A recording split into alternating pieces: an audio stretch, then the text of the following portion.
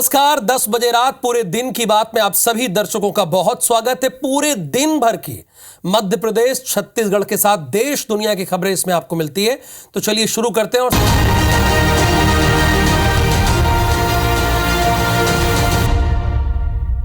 अब सबसे पहले तो समझना यह होगा कि हमें यह लिखना क्यों पड़ा। मिशन मध्य प्रदेश को लेकर प्रधानमंत्री नरेंद्र मोदी ने आज सागर, हरदा और भोपाल में धुआंधार प्रचार किया।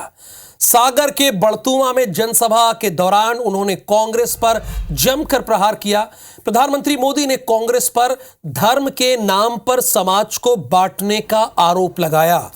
उन्होंने धर्म आधारित आरक्षण को गलत करार देते हुए आरक्षण की रक्षा का वादा किया। उन्होंने यह भी याद दिलाया इसी चुनाव में कि कर्नाटक में मुसलमानों को बैकडोर से आरक्षण दिया जा रहा है और ओबीसी का हक मारा जा रहा है। ये फिलहाल आपकी स्क्रीन पर 3 तस्वीरें हैं और हमने बताया कि हमें मोदी में मध्य प्रदेश लिखना क्यों पड़ा है। इस वजह से आज के लिए विजय संकल्प रैली पहली कहां प्रधानमंत्री नरेंद्र मोदी संबोधित करते हैं, सागर में। फिर आ जाइए, बीच में तस्वीर भले है लेकिन ये तीसरे नंबर की खबर है। उसके बाद है विजय संकल्प रैली। ये कहा कि हरदा बैतूल लोकसभा क्षेत्र को कवर करती है और ये तकरीबन 1.5 किलोमीटर लंबा रोड शो हुआ देश के प्रधानमंत्री नरेंद्र मोदी ने किया और भोपाल और आसपास के लोकसभा क्षेत्रों में माहौल बनाने की कोशिश की। एक रिकॉर्ड तो हम आपको यह भी बता दें कि देश के प्रधानमंत्री नरेंद्र मोदी अगर बाकी प्रधानमंत्री से कंपेयर करेंगे, तुलना करेंगे, तो सबसे ज्यादा रोड शो करने वाले प्रधानमंत्रियों में शुमार भी हो गए हैं। कांग्रेस इन सबको ओबीसी कोटा में डाल करके ओबीसी को जो हक मिलता था उसका बहुत बड़ा हिस्सा उसने छीन लिया और धर्म के आधार पर दे दिया। यही फॉर्मूला पूरे देश में लागू करना चाहती है। कांग्रेस के बड़े नेता ने कहा है कि भारत में इनहेरिटेंस टैक्स लगना चाहिए, यानी आपके दादा दादी माता पिता ने जो कुछ भी बचाया है और उनके स्वर्गवास के बाद जो आपको मिलेगा उसमें से आधा कांग्रेस की सरकार छीन लेगी, जब्त कर लेगी। हालांकि इनहेरिटेंस टैक्स को लेकर कांग्रेस ने किनारा कर लिया है, लेकिन अब सवाल यह है कि खतरे में संविधान। यह बात आई कहां से? प्रधानमंत्री नरेंद्र मोदी के मध्य प्रदेश दौरे को लेकर प्रदेश की सियासत गर्मा गई है। एक तरफ जहां प्रधानमंत्री के दौरे की तैयारियों में प्रशासन जुटा हुआ है, वहीं कांग्रेस के प्रदेश अध्यक्ष जीतू पटवारी और कांग्रेस के ही राज्यसभा के सांसद विवेक तनखा ने प्रेस वार्ता करके प्रधानमंत्री से 6 सवाल किए। जीतू पटवारी ने कहा कि बीजेपी ने बड़ी संख्या में विधायक और सांसदों का दल बदल कराया, कई राज्यों की चुनी हुई सरकारें गिराई, आज बहस संविधान को बचाने की है। राज्यसभा सांसद विवेक तनखा ने कहा कि आज संविधान और लोकतंत्र खतरे में है, इसे केवल जनता बचा सकती है, वो भी चुनाव में वोट डाल के। देश में 17 सरकारें मोदी जी के 10 साल में गिराई गई। 500 से ज्यादा विधायक खरीद फरोख्त हुए या दल बदल हुए। 200 से ज्यादा सांसद दल बदल हुए या खरीद फरोख्त हुए। मतलब लोकतंत्र की मूल भावना की भी रक्षा की बहस है। बीजेपी कहती है हमको 400 से ज्यादा सीट मिलेगी नहीं, वो एक अलग विषय। भावना क्या है? संविधान को बदलने की। आप कितने भी बड़े व्यक्ति हो, कितने भी बड़े पर्सनालिटी हो, बट आप कानून से और देश से बड़े नहीं। आपसे लोग प्रश्न करेंगे, आपको उसके प्रश्न का उत्तर देना पड़ेगा। ये आपका कॉन्स्टिट्यूशनल दायित्व है। अच्छा, विवेक तनखा ने एक बात तो पते की कही, कोई कितना भी बड़ा ना हो जाए लेकिन वो देश और संविधान से बड़ा तो नहीं हो सकता। लेकिन ये दिन भर चर्चा में क्यों रहे? आप ठीक समझ रहे हैं, मैं सैम पित्रोदा की ही बात कर रहा हूं। ये कांग्रेस के नेता है। अब इन्होंने विरासत टैक्स वाले बयान से भले कांग्रेस ने किनारा कर लिया हो, लेकिन इनके बयान पर जो सियासत होनी थी तो हो गई। कांग्रेस के मीडिया विभाग के अध्यक्ष पवन खेड़ा ने सैम पित्रोदा के बयान को उनकी निजी राय बता दिया। अरे भाई, जब आप सार्वजनिक जीवन में हैं तो आपकी निजी राय कहां रह गई? आप जब अपने बयान सार्वजनिक कर रहे हैं, वो हर जगह पहुंच रहे हैं, तो वो निजी राय नहीं रह जाती। ये नेताओं का एक्सक्यूज ठीक नहीं है। बीजेपी के नेता ये एक्सक्यूज दें या कांग्रेस के नेता, ये किस बात का निजी राय? बहरहाल उन्होंने ये भी कहा ऐसी राय नहीं है, ना हमारे मैनिफेस्टो में है और ना इस पर कोई चर्चा हुई है और ना आगे कोई चर्चा होगी। प्रधानमंत्री मोदी के मंगलसूत्र वाले बयान पर पलटवार करते हुए पवन खेड़ा ने यह जरूर कहा कि मंगलसूत्र की कीमत मोदी क्या जानेंगे। इस देश की महिलाओं को अगर मंगलसूत्र गंवाना पड़ा तो कोविड के दौरान गंवाना पड़ा। प्रधानमंत्री मोदी महिलाओं से माफी मांगे। आगे पवन खेड़ा ने दावा करते हुए यह भी कहा कि बीजेपी के कई लोग कांग्रेस में आने के लिए आतुर हैं, तो उन्हें शामिल करा लीजिए। हमारे यहां चर्चा चल रही है। उन्होंने कहा कि एमपी बीजेपी के 2 वरिष्ठ नेता कांग्रेस में आना चाहते हैं। तो ये बातें क्यों हो रही हैं भाई? अगर आना चाहते हैं तो उनका मोस्ट वेलकम कीजिए। आप भी बताइए कि हमारे यहां भी लोग आ रहे हैं। अगर आना नहीं चाहते और आए नहीं तो फिर तो जनता को लगेगा कि ये सिर्फ बातें हैं। कोई व्यक्ति कहीं भी किसी भी चीज का समर्थन या विरोध कर ले तो उसमें कांग्रेस पार्टी का कहां से, उस पर सवाल क्यों? वो उनकी निजी राय हो सकती है, उसमें हम क्यों उसमें जवाब दें? हमारी ऐसी राय नहीं है, ना हमारे मैनिफेस्टो में है, ना हमारे यहाँ इस पर कोई चर्चा हुई, ना आगे कोई इसमें चर्चा है। अब आपके यहां चर्चा तो नहीं हुई, लेकिन आपके एक नेता ने तो कह दिया ना। अब वो जब बात निकली है तो दूर तक पहुंच भी गई। ये चुनाव देश के प्रधानमंत्री नरेंद्र मोदी के चेहरे पर, उनकी नीति पर, उनके नियत पर और उनकी ईमानदारी पर लड़ा जा रहा है। अंबिकापुर दौरे पर रहे प्रधानमंत्री नरेंद्र मोदी ने मंच से कांग्रेस पर हमला बोला।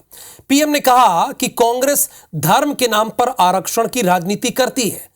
मोदी ने यह भी कहा कि देश की जनता का धन कांग्रेस लूटना चाहती है। देश की जनता का धन कांग्रेस लूटना चाहती है, यह कहा। यही कारण है कि अगर आपको कांग्रेस से सुरक्षा चाहिए तो मोदी को पहरेदार बनाना पड़ेगा। प्रधानमंत्री ने प्रदेश सरकार की तारीफ करते हुए कहा कि भाजपा ही ऐसी सरकार है जो पहली बार प्रदेश में एक आदिवासी के बेटे को मुख्यमंत्री बनाई। दूसरी तरफ सीएम विष्णुदेव साय ने प्रधानमंत्री मोदी की जमकर तारीफ करते हुए 400 सीट जीतने का दावा किया। साथ ही उन्होंने कांग्रेस पर जुबानी हमला बोलते हुए भाजपा प्रत्याशियों को जीत दिलाने की जनता से अपील की। जाहिर सी बात है, जो बीजेपी के लोग होंगे वो बीजेपी के प्रत्याशी के लिए ही कैंपेन करेंगे। हमारी माताओं बहनों के पास जो थोड़ा बहुत स्त्री धन होता है, गहने जेवर होते हैं, कांग्रेस उनकी भी जांच कराएगी। हमारी बहनें मंगलसूत्र पहनती हैं, कांग्रेस ये सब आपसे छीनकर वो कहते हैं हम इक्वली डिस्ट्रीब्यूट कर देंगे। आप मन से यही निवेदन है कि ये झूठा लबरा, ये कांग्रेसी मल्ला, ये लोकसभा चुनाव में सबक सिखाना है। जैसे विधानसभा चुनाव में कांग्रेस के सुपड़ा साफ हुई से सरगुजा संभाग से, वैसे पूरे छत्तीसगढ़ से ये लोकसभा के चुनाव में कांग्रेस के सुपड़ा साफ करना है। ये वो दौर गया जब नैतिकता की दुहाई दी जाती थी। अब तो चुनाव जीतने के लिए हर पैतरे आजमाए जाते हैं। इसलिए कई बार झूठा, कई बार लबरा, कई बार फरेबी, ऐसे शब्दों का इस्तेमाल किया जाता है। लेकिन ये सिंधिया झूम क्यों गए भाई? ऐसा क्या हो गया? अभी तो रिजल्ट भी नहीं है, लेकिन झूमे क्यों? ज्योतिरादित्य सिंधिया ने अपना चुनावी सॉन्ग लॉन्च किया था, आपको ध्यान होगा, और 10 दिनों के भीतर ही ये गाना गुना क्षेत्र में हिट हो गया, सुपर हिट हो गया। बल्कि सिंधिया जब सभाएं कर रहे हैं तो उनके साथ सारी जनता भी इसी गाने में झूम रही है और सिंधिया को अपना आशीर्वाद दे रही है। अब कम से कम अभी देखने से तो यही लग रहा है। ये तस्वीरें जो आप देख रहे हैं, 1 मिनट रोक दीजिएगा, ये तस्वीरें जो आप देख रहे हैं ये चंदेरी विधानसभा के गौरा कला गांव की है, जो अभी आप देख रहे हैं। ये अशोकनगर में पड़ता है। अब आगे बढ़ाइए टीपी। जब प्रचार के दौरान सिंधिया दिल से गाना बजा तो सिंधिया के साथ ग्रामीण भी झूमे। आपको बता दें कि शादी के सीजन में भी सिंधिया का गाना खूब प्रसिद्ध हो रहा है। अच्छा सोचिए कहीं पे शादी किसी के यहाँ हो और गाना ये बज जाए, ये तो पॉलिटिकल सॉन्ग है, लेकिन इसमें धुन वगैरह अच्छी है इसलिए लोग बजा रहे हैं। सिंधिया और जनता कि उनके सिंधिया दिल से गाने पर झूमते हुए लोग थिरकते भी नजर आए। हमने कहा कि ये ऐसी खुशनुमा तस्वीर है जहां पर जनता और नेता एक साथ झूमे हों तो वो आपको दिखानी चाहिए, इसलिए हम आपको दिखा रहे हैं। देखिए आप।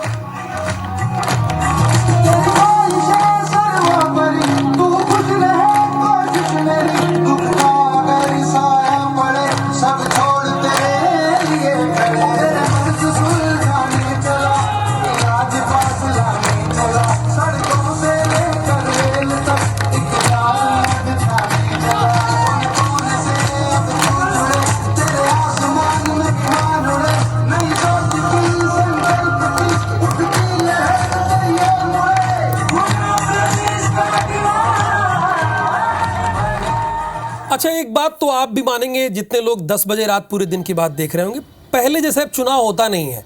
मैं खुद छिंदवाड़ा गया, जबलपुर गया, बालाघाट गया, सिवनी गया, ऐसा कहीं दिखता ही नहीं। तो ये तस्वीर देखी तो हमने कहा आपको दिखाना चाहिए वीडियो। बहरहाल आगे बढ़ते हैं और गजेंद्र सिंह पटेल का आज नामांकन हुआ है। उस नामांकन में डॉक्टर मोहन यादव पहुंचे हैं। ये सुबह की बात है, खरगोन पहुंचे थे, जहां मुख्यमंत्री ने कलेक्टर कार्यालय पहुंचकर खरगोन लोकसभा क्षेत्र से बीजेपी प्रत्याशी गजेंद्र सिंह पटेल का नामांकन फॉर्म दाखिल कराया। इस दौरान उप मुख्यमंत्री जगदीश देवड़ा, खरगोन के विधायक बालकृष्ण पाटीदार, भाजपा के जिला अध्यक्ष, जो तमाम गणमान्य लोग थे वो सारे लोग मौजूद थे। नामांकन फॉर्म जमा करने के बाद मीडिया से चर्चा करते हुए मुख्यमंत्री ने कहा कि क्षेत्र में कार्यकर्ताओं का काम नजर आ रहा है। यहाँ पीएम मोदी को देखने के लिए, उन पर प्रेम उठाने के लिए लोगों की भीड़ दिखी। साथ ही उन्होंने कहा कि पूरा मध्य प्रदेश मोदी में हो गया है। उन्होंने पीएम मोदी के दौरे को बीजेपी के लिए शुभ बताया। सारे मित्रों के साथ हमने फॉर्म भरा है और उम्मीद करता हूं कि जिस ढंग से हमने शुरुआत की है उतना ही अच्छा आशीर्वाद बाबा ममलेश्वर का मिलेगा, ओंकारेश्वर महाराज का मिलेगा। टंटिया मामा की धरती पर हमने चुनावी शंखनाद किया और मुझे इस बात के लिए आनंद भी है कि आज ही के दिन हमारी अपने मध्य प्रदेश पर माननीय प्रधानमंत्री जी का आगमन अब होने वाला है। आज ये उनका आना शुभंकर रहेगा, आज का दिन ये अविस्मरणीय रहेगा। खरगोन में लोकसभा बीजेपी के उम्मीदवार गजेंद्र सिंह पटेल ने सीएम डॉक्टर मोहन यादव की मौजूदगी में नामांकन फॉर्म जमा किया। नामांकन के बाद सीएम ने रोड शो करते हुए आम सभा को संबोधित किया। इस दौरान सीएम ने कांग्रेस पर निशाना साधते हुए कहा कि दुर्भाग्य से अंग्रेज चले गए लेकिन कांग्रेस को छोड़ गए। अब कांग्रेस अंग्रेज तो है नहीं, इसी देश के हैं, लेकिन डॉक्टर मोहन यादव ने कहा है तो हमें आपको बताना पड़ रहा है। चुनाव में इन्हें एक ही आदमी पीएम मोदी दिखते हैं जिन्हें हर रोज गाली देते हैं। साथ ही सीएम ने इंडी गठबंधन पर भी निशाना साधा।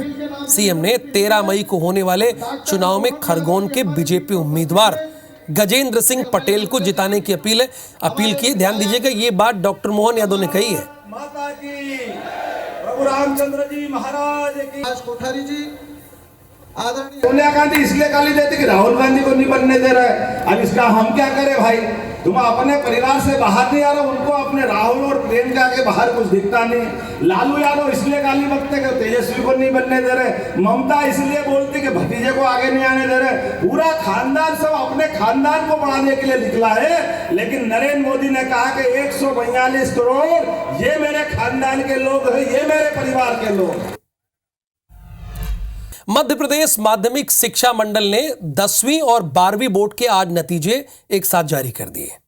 स्कूल शिक्षा विभाग की प्रमुख हैं रश्मि अरुण ने आज कहा कि पिछले साल से 10वीं के रिजल्ट का प्रतिशत कम रहा है। कोई बात नहीं है, अगले साल पास हो जाएंगे। फिलहाल आज कुछ अच्छी बात करेंगे, पॉजिटिव की बात करेंगे। खुशी की बात यह है कि इस बार मेरिट में फिर शासकीय स्कूलों के बच्चों ने जगह बनाई है। यह खुशी की बात है। साथ ही उन्होंने बच्चों से अपील करते हुए कहा कि जिनका रिजल्ट उम्मीद के अनुरूप नहीं आया है उन्हें फिर मौका मिलेगा तो भाई जाहिर सी बात है वो निराश ना हो। रश्मि अरुण से बात की है हमारी संवाददाता हरप्रीत कौर रीन ने।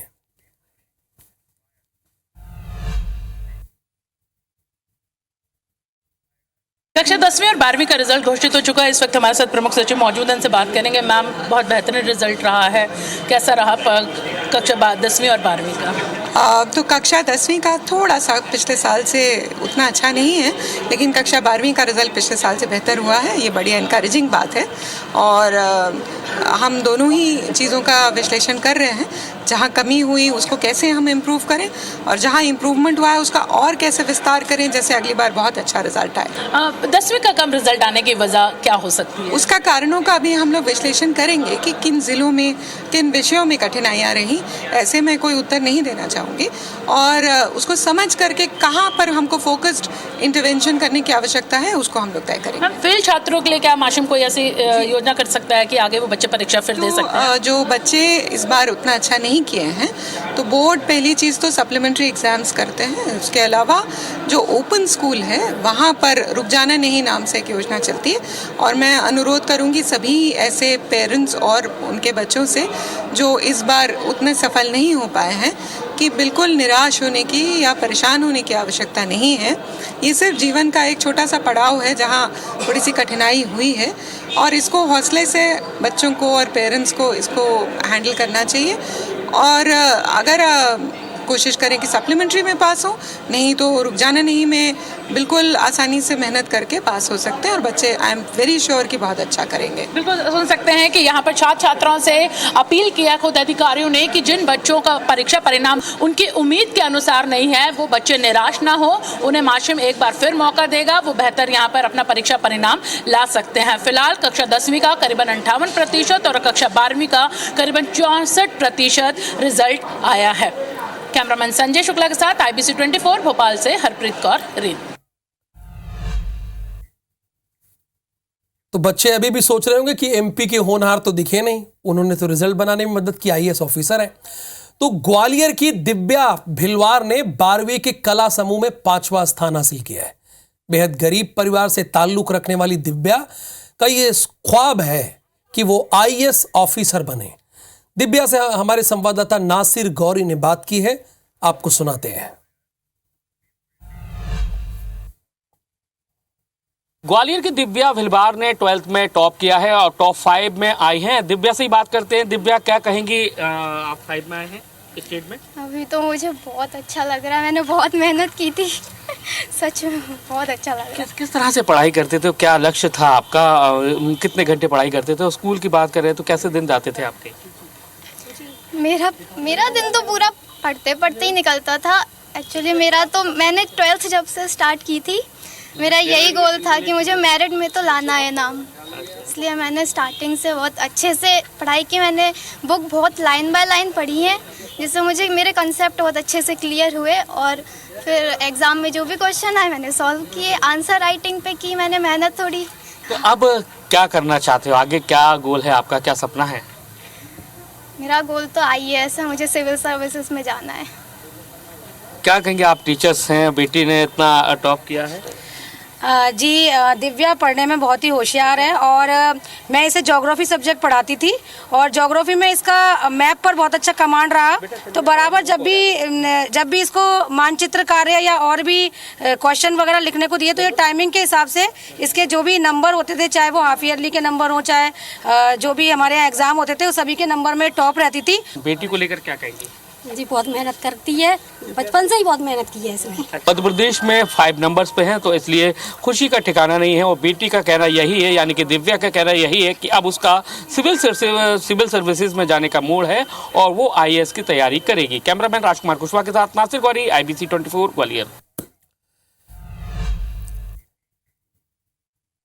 दिव्या, तुम बेशक IAS ऑफिसर बनना, लेकिन जो मैं खबर बताने जा रहा हूं उस तरह IAS ऑफिसर मत बनना।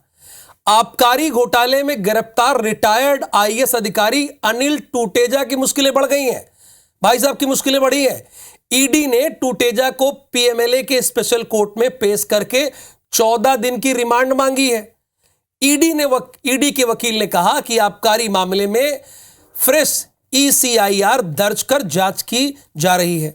इस सिलसिले में व्हाट्सएप चैट्स और कुछ तकनीकी साक्ष्यों को लेकर अनिल टूटेजा से पूछताछ करनी है। इस पर बचाव पक्ष के वकीलों ने रिमांड आवेदन का विरोध करते हुए कई तर्क दिए। बचाव पक्ष ने कहा कि पहले ही ईडी और जेल में रहने के कारण रिमांड अवधि से 4 दिन कम कर दी जाए। दोनों पक्षों को सुनने के बाद कोर्ट ने अनिल टूटेजा को 29 अप्रैल तक 5 दिन की रिमांड पर ईडी को 100। अच्छा, जब ये भी पढ़ रहे होंगे तो बड़ी मेहनत से पढ़े होंगे। अब देखिए, आबकारी घोटाले के मामले में भाई साहब जेल में है। आज विशेष न्यायाधीश महोदय आज उपस्थित हुए हैं, तो उनके समक्ष हमने प्रार्थना करी उनकी 14 दिन की पुलिस रिमांड यानी कि ईडी कस्टडी की, और दोनों पक्षों के तर्कों को सुनने के पश्चात माननीय विशेष न्यायालय ने 29/4 यानी 5 दिन तक की हमको ईडी रिमांड भूतपूर्व IAS अनिल टूटेजा की ग्रांट करी है। तो ACB और EOW ने महादेव सट्टा मामले में FIR दर्ज करने के बाद 2 भागे हुए आरोपियों को दिल्ली और पुणे से पकड़ लिया। अब भाई कितने दिनों तक भागेंगे, पकड़े तो जाएंगे ही ना। आरोपी राहुल वक्टे दिल्ली से और रितेश यादव को पुणे से गिरफ्तार कर लिया गया है। राहुल आप्टे और यादव को पेश किया गया था, रितेश यादव को। उनकी हमने पुलिस रिमांड की मांग किए थे 8/5 तक, लेकिन न्यायालय ने 30/4 तक का स्वीकृत किया है। इस पुलिस रिमांड के अलावा एक और आवेदन पेश किया कि जेल में पहले से निरुद्ध आरोपी चंद्रभूषण वर्मा, सतीश चंद्राकर और सुनील दम्मानी को न्यायालय में प्रस्तुत करने के लिए, तो प्रोडक्शन वारंट का भी हमारा स्वीकार हुआ है और कल 25 तारीख को 11 बजे उन्हें पेश करना है। फिर उसके आगे की प्रक्रिया जारी रहेगी। जी बिल्कुल मांगेंगे, इसीलिए हमने उनकी गिरफ्तारी की प्रक्रिया आगे बढ़ा रहे हैं। तो अब आप दिन भर की खबरें देखना चाहते हो कि आधे घंटे में हमको पूरी खबर मिल जाए, तो आपको छाया चौधरी बताएंगी फास्ट अंदाज में खबरें। फिलहाल 10 बजे पूरे दिन की बात में इतना ही। नमस्कार।